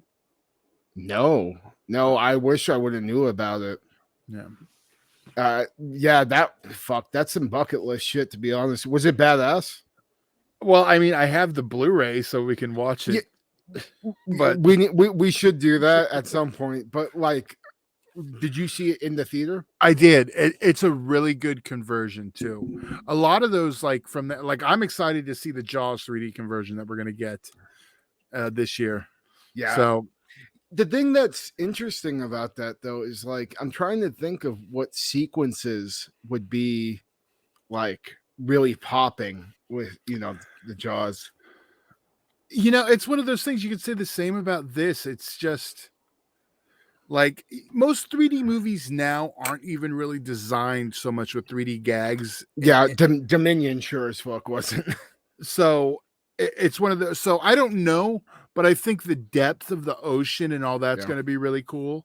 Yeah, I think that's kind of why I enjoy like that option now, is because it does make everything pop. You know, even if stuff isn't popping out at you, it pops on the screen more. And I saw that majorly with, oh man, that would actually be really badass seeing the original Jurassic Park, just seeing the practical effects pop out like that. Because that was awesome in Dominion. Just noticing, like, I counted, there was probably at least 10 different practical effects in that movie too. Yeah, so fuck. If it ever comes to theater again or next time I'm over, we definitely got. I'm really shocked we're getting the Jaws one, because there hasn't been a 3D conversion like this since Jesus, like a big one since that early, you know, since like 2015, because the 3D Jurassic Park was 2013. So I mean, we got a few. I think Terminator 2 was the last big one that was converted that went to theaters. Dude, I fucking miss that Terminator 2 ride at Universal. That shit was awesome. That's actually kind of what the D-Box seats are like. You said you've never done D-Box, right? No, I have. Oh, you have? Okay. Yeah, I haven't done Screen X. That's the one I haven't done. Okay. Yeah, D-Box, like, I highly recommend it for stuff like Jurassic Park or stuff like Godzilla versus Kong was fucking absolutely phenomenal in that. Definitely most of that big summer, but blockbuster stuff is going to be badass in D-Box. But I've even had good experience with horror movies too. Yeah, they actually had 4DX. That's a little different. It's got like the motion seats like D-Box, but it's also got like elements like maybe some mist, some smells. Yeah, they actually had that shitty Texas or Leatherface, that one that was like direct to video. They had it there in like limited theaters. It was in D-Box or 4DX. Yeah. What did they fucking put shit smells into the thing of cow manure? I didn't spend the $21 to do it because I had already watched the movie and I was like, no, I bought this on VOD. I'm not going. But you brought up the ride. I mean, oh, dude, yeah, we should actually talk about Jurassic Park, the ride. That's actually perfect Jurassic memory, actually. The first 4 times I went to Universal Studios, the fucking ride was broken every single time. You have no idea how heartbroken a child Kruger was. Actually, no, 3 times it was broken. The first time I wasn't tall enough. Oh, dude. So like the first time I wasn't tall enough and it broke my heart because that's the only fucking thing I wanted to do. Literally the only fuck everything else. All I want to do is see my fucking dinosaurs, god damn it. And I wasn't tall enough the first time. The second time I went, it was broken down, like the T-Rex kept breaking because of the fucking water. And then third time, still fucking broken. It was like it was up and operational. And it sucked because like between the second and third time, it was like within like 8 months I went back. And it fucking broke down again. I heard it was operational, got my fucking tickets, and then it broke down again. And then finally I got to ride it when I was like, I think 15 or 16. And I was very, very happy I got to ride it for the first time then. And just because, in my opinion, it's the best ride out of the whole park. I mean, I love the tram ride, and as a movie fan, the tram ride is definitely the best. But as a dinosaur fan, seeing actual animatronics that look the way they do in the fucking movie, like screen accurate as fuck animatronics popping out at you and seeing them in the flesh, I mean, nothing could compare to that. I haven't been on it since they remade it into the Jurassic World ride, though. I know it's very similar. They only tweaked a couple of things. Like they brought an Indominus animatronic into it, and they also have like a 3D screen mosasaur in the very beginning of the ride. But for the most part, everything else is still there, just rebranded with the Jurassic World stuff. But I am so glad that I got to experience it before they switched it up. I'm actually the same. I haven't gone on the new one yet, but the original one it was so badass. You got to see the dinosaurs. Although, see, here's the thing though. As a child at Knott's Berry Farm, they had Kingdom of the Dinosaurs. So what the fuck is that? Okay, well, date myself. You missed it. My face just like started twitching and shit. They originally at Knott's Berry Farm, they currently have it now. It's a Knott's Berry Tales. It's a shooting game. But before, if I go way back to my first memory, it was still Knott's Berry Tales, but it was like just a dark ride about how some guy stole pies, blah, blah, blah. So, like a Disney, like a dark ride, just like going on Pinocchio, but it was about Knott's Berry Farm pies. Mm-hmm. So when they got rid of that, which I was upset with because I loved that dark ride, they got Kingdom of the Dinosaurs, which was you were sitting in the little car. It was a dark ride, and you drove through and you saw dinosaurs. That's awesome. So it was actually, that's what it reminded me of, even though, you know, that was branded. But yeah, and they had a ride in between. Yeah, I don't think you were born when they ever had King.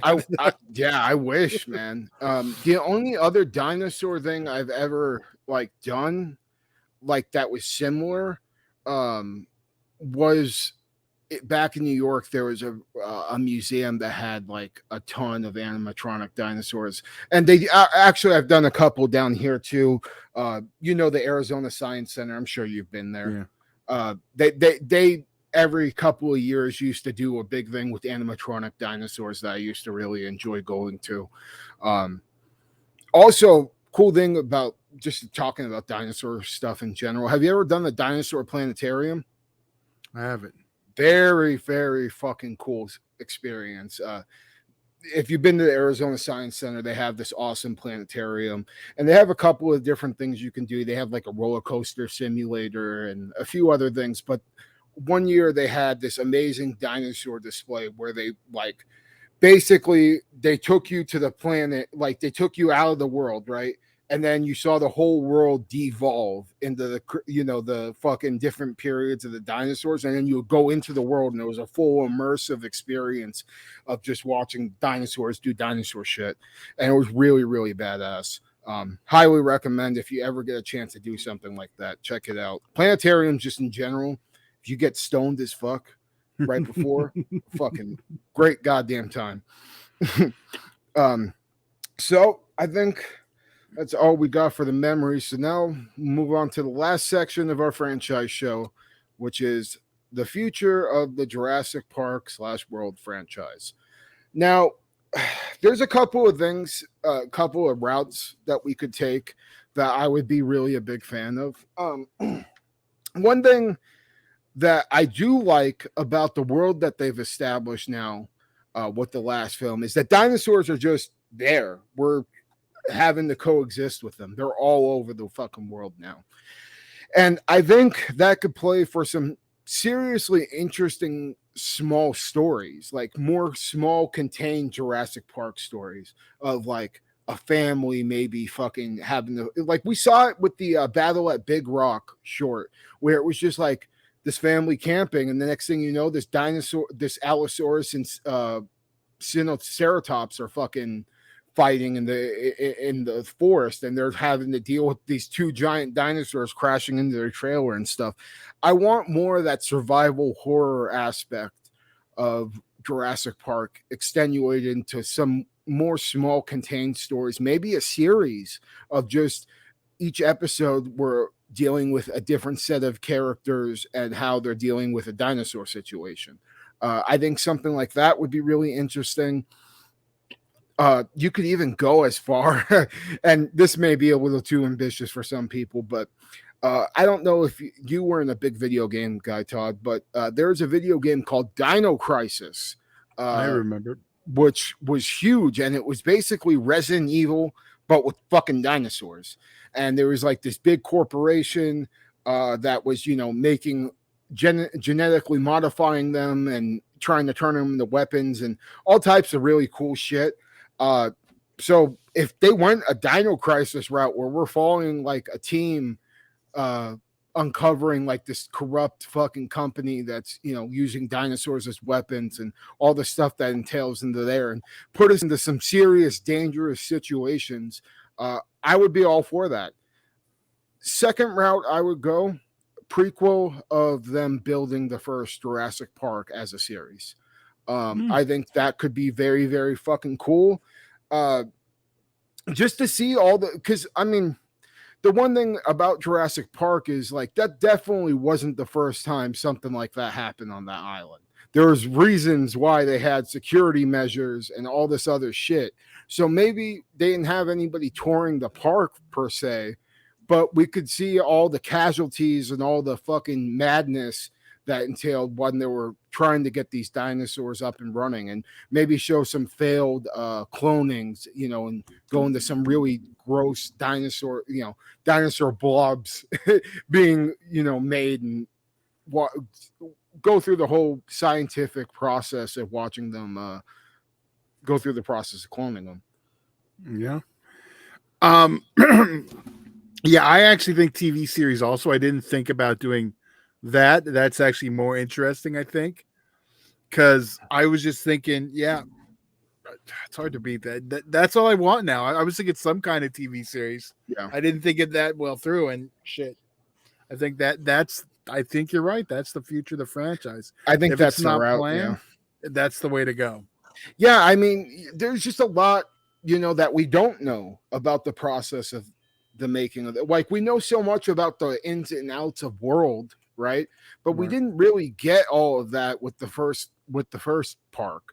So I think it would be interesting, and the amount. It would also be cool to just see how many fucking people died before Alan Grant even got to the park. You know what I mean? Because it's alluded to that there were definitely casualties. The opening scene, I mean, the guy gets his fucking arm ripped off. So Yeah. I think a prequel could definitely I think not only would it be like just a good route in general, because I don't know how you progress forward with the story unless you do, like I said, those small little contained things with people just trying to survive living around dinosaurs. And I think also it could bring back some of the people that were soured on the Jurassic World movies. See, I think the way to approach it is a Bates Motel style. So we're getting the story before, and then at a certain point we hit that where Jurassic Park would have started. And then you can have your own characters playing, like you can have a new Dr. Malcolm, but since you're building off like 3 seasons of a series, and then you can create your own from that point and change it like Bates Motel ended up doing. I mean, you can do that because you'll have like all the origins then, but eventually you hit that part where the part's made, and then you have to deal with the movie stuff.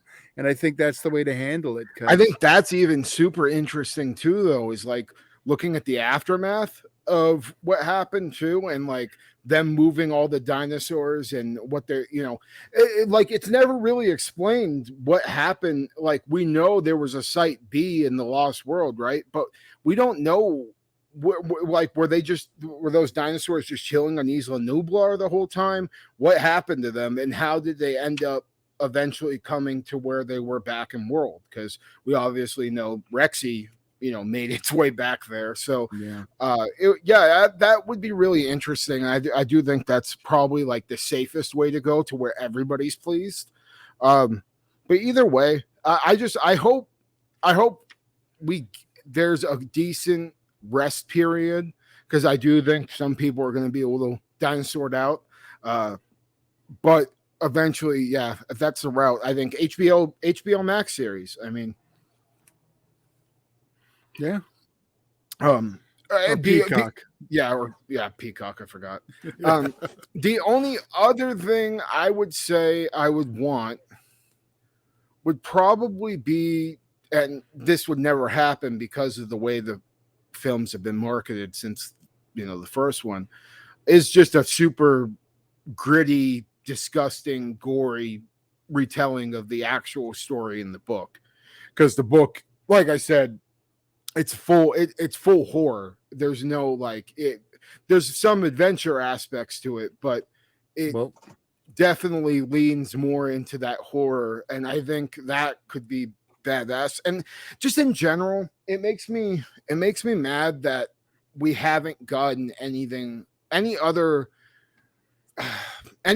big budget dinosaur flicks. I know it's so hard to do because you have such a gold standard with Jurassic Park, but I don't know. I feel like there's a lot of stuff you can do with dinosaurs that's still wildly entertaining that has just never been touched. I talk about this a lot, but one take that I've always wanted to see when it comes to a dinosaur film is medieval times dealing with dinosaurs, because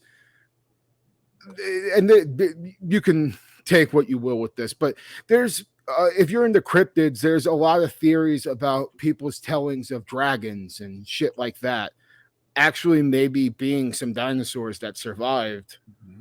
And I think that that's a cool angle to play, and they call them dragons, right? But they're actually fucking dinosaurs. And just, I think medieval times with dinosaurs is something that's never been done that could be really fucking cool.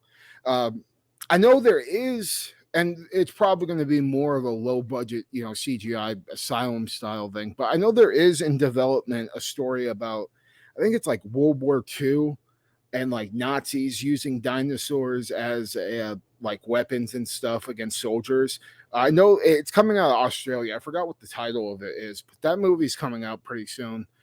So, I mean, we do get dinosaur movies still, but we don't get any with the amount of budget or even heart, really, that Jurassic Park has had put into it.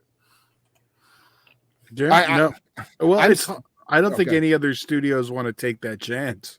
Yeah, I mean, well, it's a gamble for sure, but it's just one of those things where when you're a dinosaur fan, I mean, outside of the occasional documentary we get every now and again that has a good budget behind it, we don't get much of quality. We get fucking Jurassic games and goddamn just all those low budget CGI fest shithole movies.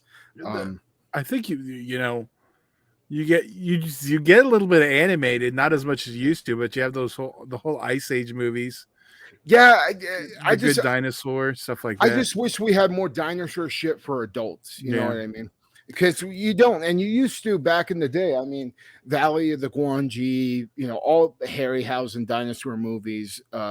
Like, yeah, you watched them as kids, but they had a certain edge to them to where they, they're also pertain to adults. And I think that's a hard balance that you get with dinosaur films now, is like trying to appeal to kids, but also appeal to adults as well.